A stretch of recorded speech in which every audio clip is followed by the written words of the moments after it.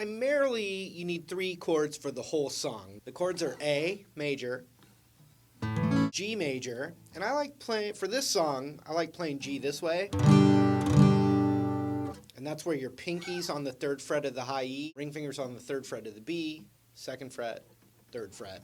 And then you also need a D chord.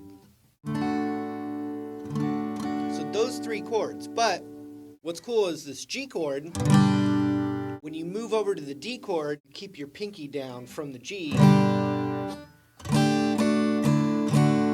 You know, so there's little D tricks that are great for beginners. In fact, I only knew the D chord for about a year, and I could do the tricks with it.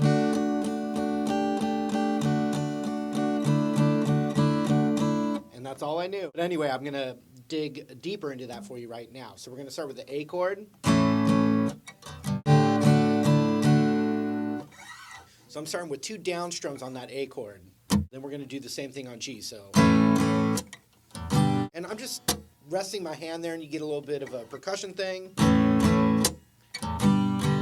Okay, then, like I said, we're going to keep those 2 down from the G chord, and then get, you know, that middle finger on the 2nd fret behind it on the high E, 2nd fret on the G behind it, and you're going to go 1 strum on that, then pinky comes off, then middle finger comes off, then comes back down. So it looks like.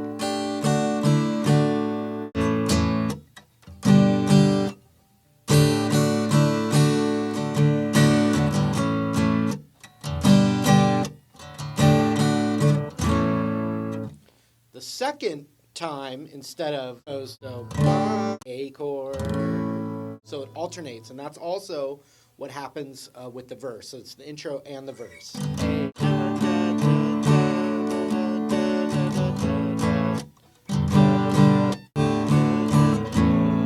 Now, you saw I was doing a little bit of extra strumming there. That's the pulse of the song. It can be varied. You can do all kinds of things with it, but we've got down, down, down, up, down, up, down, down.